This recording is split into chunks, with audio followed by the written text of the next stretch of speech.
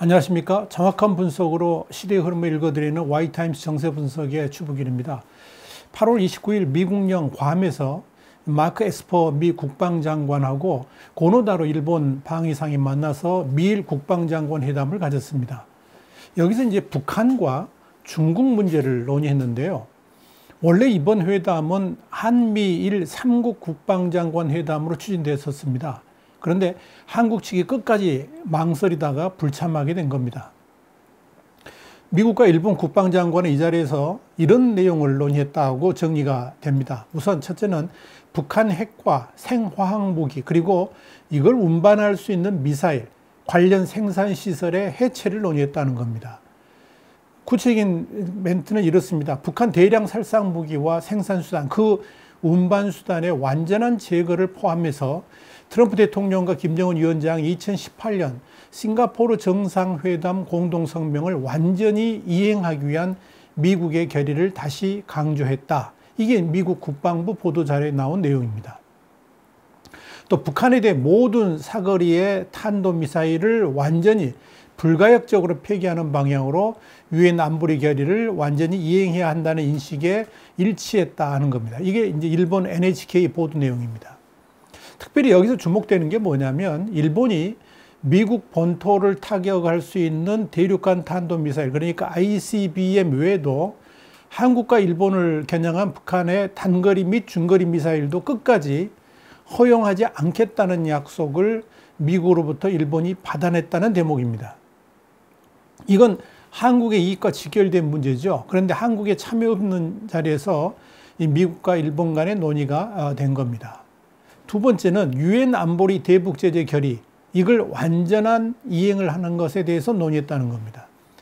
일본에 대해 북한의 불법적 선박대 선박 환적을 막기 위한 유엔 안보리 제재 결의안 이행이 있어서 강한 리더십, 이런 노력을 지원하기 위한 다국적 군대 유치에 대해 감사를 표시했다. 이게 미국 국방부 보도자료에 나온 내용입니다. 세 번째는 인도태평양 전략에 의거한 아세안, 인도, 호주와의 협력 문제입니다.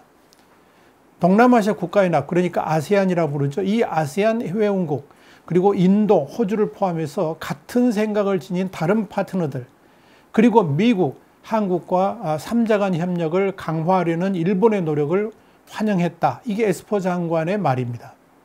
네 번째는 한국, 미국, 일본 삼각 군사협력, 그리고 미국, 일본 방위협력을 논의했다는 겁니다. 힘에 의한 현상 변경 시도로 인해서 최근 수년간 세계가 극적으로 변했다. 미국과 일본이 같은 생각을 지닌 나라로서 협력을 심화해야 한다. 이게 고노 방위상의 말입니다. 센카쿠, 그러니까 중국명으로는 나요이다오인데요. 이 센카쿠 열도가 미국의 일본 방위 의무를 규정한 미일 안보조약 제5조의 대상이다. 이런 말도 했습니다. 우주와 사이버 분야 같은 이런 새로운 영역에서도 협력을 강화한다. 이런 것들이 논의됐다는 거죠. 다섯 번째는 일본 방위 체계와 관련한 논의입니다. 일본이 최근 탄도미사일을 요격하는 방어 체계죠. 이지스 어쇼 계획을 철회한 다음에 새로운 미사일 방어 체계의 구축을 시도하고 있는데요. 여기에 양국이 이걸 위해서 협력하기로 했다는 겁니다. 이게 일본 교도통신의 보도입니다. 여기서 주목해야 될 것은 새로운 미사일 방어 체계입니다. 이건 미국과 일본의 통합 미사일 방어망 구축을 말하는 건데요. 중국이 가장 싫어하는 것 중에 하나죠. 중국은 우리나라에도 그 미국과의 통합 미사일 방어망 구축, 그러니까 MD 체계를 구축하는 것을 결단코 반대해 왔었습니다. 여섯 번째는 남중국해 및 동중국해 정세를 논의했다고 그랬습니다. 중국이 주변 국가의 악의적인 행동을 계속하고 있다 그러면서 지역을 불안정하게 하는 중국의 행위에 반대한다고 그랬습니다. 이게 마크 에스퍼 장관의 말입니다.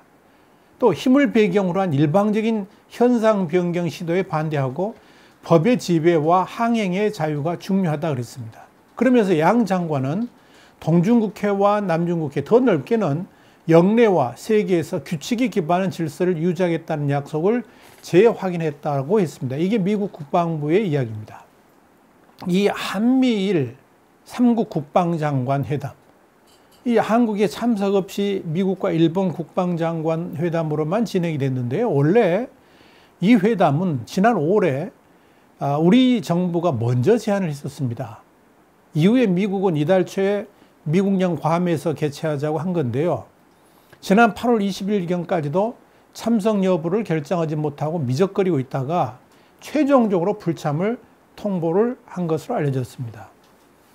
이렇게 한미일 국방장관 회담에 불참을 결정하면서 국방부는 21일 코로나 영향과 각국 일정으로 한미일 모두에게 맞는 회담 일정을 정하지 못했다라고 했습니다.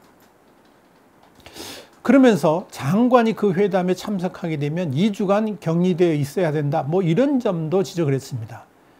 여기다가 괌이 휴양지여서 이 난국에 휴양지에 간다는 거 이것도 좀 문제가 있다. 이런 말도 안 되는 이야기까지 했습니다. 참으로 코미디 같은 변명들을 해댔습니다.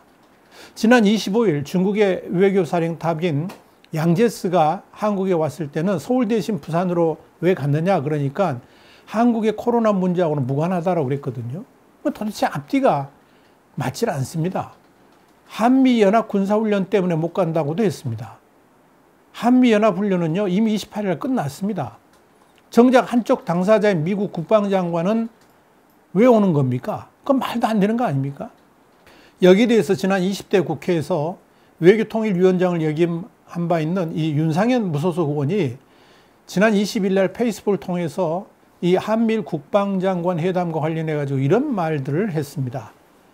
그대로 읽어드리겠습니다. 문재인 정부가 지난 5월부터 미국과 일본의 한미일 국방장관 회담을 개최하자고 먼저 제안하더니 정작 지금 와서는 그 회담에 참석하지 않겠다고 합니다. 변심의 정치, 전세 계약 변심도 못하게 법으로 막아놓은 정부가 정작 동맹과 우방국에 대해선 변심을 손바닥 뒤집듯 하면 신뢰하기 어려운 정부가 되는 겁니다. 변심이 반복되면 그 다음엔 이별입니다. 문정부가 한미일 안보협력에서 이탈하고 한미동맹을 훼손해 나가면 그 다음에 동아시아에서 누구와 친구가 되려 하겠습니까? 이념으로 하는 외교 안보는 반드시 국익을 해칩니다. 그것이 바로 실패하는 정치입니다. 윤상현 의원은 또 8월 31일에도 페이스북을 통해서 이렇게 적시를 했습니다. 한미일 국방장관 회담 불참 결정은 현 정부 국방실정의 중요한 에피소드로 두고두고 남을 것 같다 그러면서 이렇게 말한 겁니다. 29일 괌에서 열린 미일 국방장관 회담은 원래 한국 측 요청으로 한미일 3국 국방장관 회담을 할 예정이었습니다. 그러나 북한 눈치 벼라 또 중국 신기 살피랴 바쁜 정부가 빠지자는 결정을 내린 겁니다. 실정은 이렇게 책임의식 부재에서 비롯됩니다. 불을 끄기는커녕 불을 더 번지게 만드는 이 사람들의 불참 핑계는 어이없게도 코로나 때문이라는 겁니다. 그럼 미국과 일본 국방장관은 완벽 방역 아이언맨 마스크라도 쓰고 왔다는 겁니까? 코로나는 정부 실정을 변명하는 만병통치약이 아닙니다. 한반도 안보를 논의하는 자리에 한국 국방장관이 빠지면 정보는 먹통이 되고 안보 협력은 단절되며 외교는 고립됩니다. 지금 정부가 가는 길이 그렇습니다. 국익은 그것을 지킬 의지와 능력을 갖춘 사람들이 실제로 그렇게 행동하는 정부에서 일할 때 지켜질 수 있습니다. 여러분, 이 국회 외교통일위원장을 지낸 경력답게 이 한미일 국방장관 회담에 대해서 누구보다도 심도 있게 문제점을 잘 지적했습니다. 그래서 제가 따로 이 한미일 국방장관 회담에 대해서 코멘트를 하지 않고 윤상현 의원의 페이스북 글을 제가 여러분께 소개를 해드린 겁니다. 자, 그렇다면 한국은 왜 한미일 국방장관 회담에 불참했을까요? 이것이 가장 중요한 포인트고요. 문재인 정부의 외교 방향을 가늠해보는 출발점이 됩니다. 사실 국방부는 이번 한미일 국방장관 회담에 참여적으로 내심 가닥을 잡고 있었던 것으로 보입니다. 그래서 지난 25일 중국의 외교사령탑인 양제스가 한국에 오기 전날에도 언론들이 이 한미일 국방장관 회담 불참 가능성을 보도하니까 아직 결정되지 않았고 참여 여부를 심각하게 논의 중에 있다라고까지 말을 했던 겁니다. 그걸 또 언론들이 기사로 받아 썼습니다. 그런데 이런 국방부의 뜻은 결국 완전히 무산됐습니다. 그러면서 정경두 장관의 사임으로까지 확대가 된 겁니다. 여기서 궁금해지는 것은 우리 정부는 한미일 국방장관 회담에 왜 불참기로 했고 그런 결정을 주도한 사람이 누구냐 하는 겁니다. 우선 우리 정부가 한미일 국방장관 회담에 불참기로 한 이유는 이미 윤상현 의원이 지적을 했습니다마는 북한 눈치 보고 또 중국 신기 살피느라고 그랬을 겁니다. 겸하게도 최종적으로 불참이 결정된 것이 양세스의 방한과 맞물리는 시점이기도 합니다. 우리 정부는 유독 이 한미일 3국의 국방 관련 회담에 대해서 숨긴다든지 또 소극적이었습니다. 지난해 10월에도 한미일 3국 합참의장이 만나서 동북아시아의 평화와 안정을 위한 다자간 협력을 활용하기로 합의했었는데요. 미국과 일본은 적극적으로 이걸 홍보를 했는데 우리 합참만 보도자료도 내지도 않았고 공식 발표도 하질 않았습니다. 그렇다면 우리 정부는 왜 이렇게 한미일 국방장관 회담에 참여하지 않은 걸까요? 이건 미국의 에스퍼 장관이 한미일 국방장관 회담의 괌 개최를 희망하면서 이런 말을 했었습니다. 이번 회담은 3국 간 협력 강화이고 북한과 중국 위협에 대한 보다 강한 억제력 차원이다 라고 말한 대목에서 짐작을 해볼 수가 있습니다. 쉽게 말하자면 한미일 국방장관 회담의 의제 초점이 바로 중국과 북한에 강력하게 대응하기 위한 방법을 논의하자는 것이었습니다.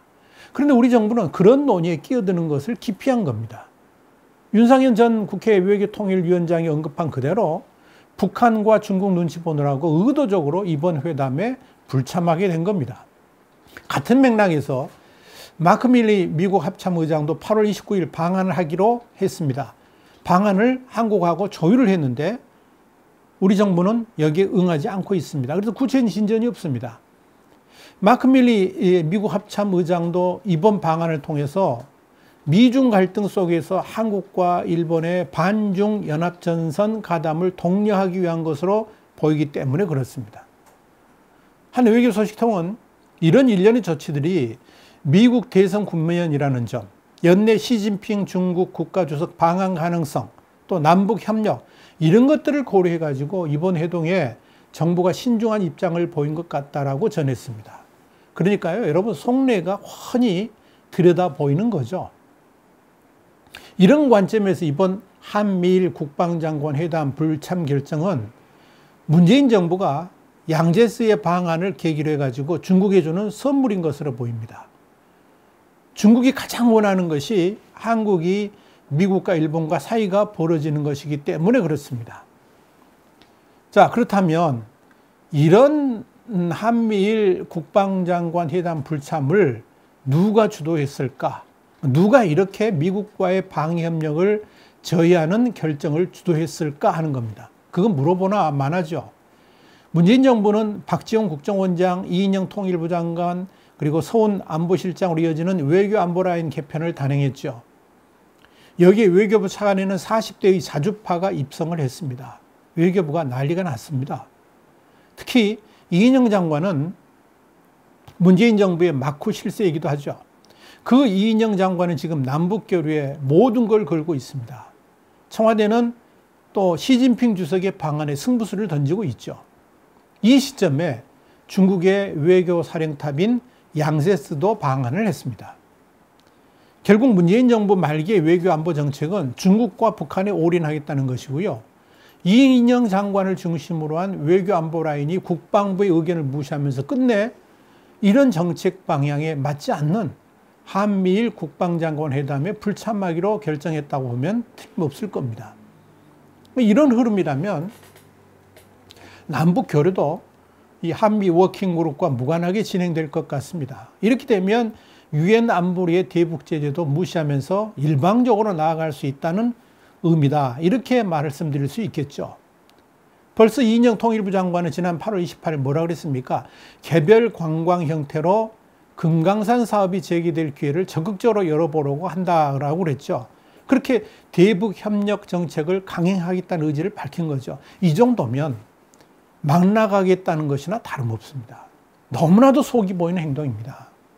우리 외교안보 라인이 그렇게도 몸달하는 남북교류에 대해서 정작 북한은 모든 국경을 더욱 철저하게 잠근다고 했습니다.